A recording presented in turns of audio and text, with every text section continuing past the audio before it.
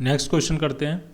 In a Young's double slit experiment the two slits act as coherent sources of equal amplitude and wavelength lambda. ठीक है, Young's double slit experiment में जिसमें दोनों sources जो हैं, दोनों स्लिट्स जो हैं S1 S2 वो कैसे बिहेव कर रही हैं, कोहेरेंट सोर्सेज की तरह। ठीक है, और इक्वल एम्पलीट्यूड है, इसका मतलब दोनों की इंटेंसिटी क्या होगी, इक्वल होगी, आई नॉट अगर माने हम, और वेवलेंथ क्या है, लैम्डा है। ठीक है, in the another experiment with the same setup the two slits are sources of equal amplitude and equal wavelength lambda but are incoherent. ठीक है, अंतर दो सिचुएशन है अलग अलग, एक्सपेरिमेंटल सेटअप सेम है, एक में वेवलेंथ और एम्पलीट्यूड तो सेम है लेकिन वो कोहेरेंट सोर्स हैं, और दूसरी सिचुएशन में वो क्या है, इनकोहेरेंट सोर्स हैं। जो कोहेरेंट सोर्स हैं उनमें जो फेज डिफरेंस होगा वो टाइम के साथ वेरी नहीं करेगा, वो सिर्फ पोजीशन के साथ वेरी करेगा। यानी इस पोजीशन पे अगर फर्स्ट मैक्सिमा बन रहा है तो कोहेरेंट सोर्स में इस पोजीशन पे हमेशा फर्स्ट मैक्सिमा ही बना रहेगा, वो टाइम के साथ स्टेबल रहेगा।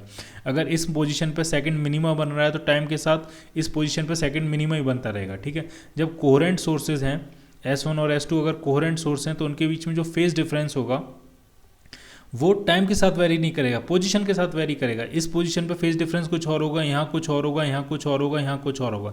इसी तरह से यहाँ पे जो इंटेंसिटीज़ होंगी वो अलग अलग होंगी लेकिन वो टाइम के साथ वेरी नहीं करेंगी। ठीक है, वो ऐसा नहीं है इस सेकंड पे यहाँ पे मैक्सिमम बन रहा है, अगले ही सेकंड पे यहाँ पे मिनिमम बनने लगे, फिर अगले ही सेकंड पे यहाँ पे मैक्सिमम हो जाए या कुछ और इंटेंसिटी जाए, वो नहीं रहेगा। यानी जो भी यहाँ पे स्पेक्ट्रम बनेगा आपका, जो भी यहाँ पे फ्रिंज पैटर्न बनेगा वो पैटर्न टाइम के साथ स्टेबल रहेगा। ठीक है, वो चेंज नहीं करेगा। लेकिन जब सोर्सेज इनकोहेरेंट होंगे तो इनके बीच का जो फेज डिफरेंस है वो बहुत रेंडमली वेरी करेगा। तो कहीं मैक्सिमम बन रहा होगा, कहीं मिनिमम बन रहा होगा, कहीं मैक्सिमम, यानी पूरी स्क्रीन पे प्रॉपर फ्रिंज पैटर्न क्रिएट नहीं होगा। एक तरह से अगर देखा जाए तो एक यूनिफॉर्म इंटेंसिटी की तरह रहेगा, ये पूरी स्क्रीन पे एक यूनिफॉर्म इंटेंसिटी रहेगी।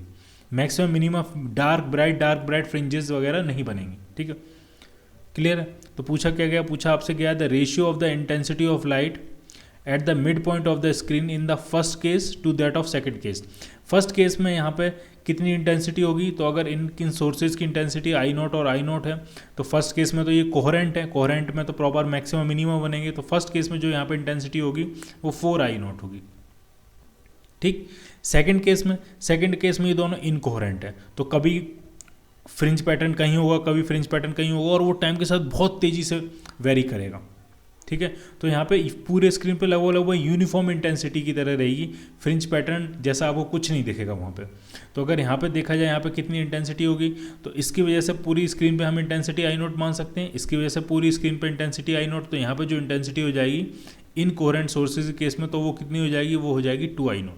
ठीक है, और इनका आपको रेशियो पूछा है, तो फर्स्ट केस में इंटेंसिटी 4I0 है, सेकंड केस में इंटेंसिटी 2I0 है, तो इनका जो रेशियो आ रहा है वो क्या आ रहा है, वो आ रहा है 2:1, यानी क्या आंसर मिल जाएगा आपको इसका, बी पार्ट। क्लियर।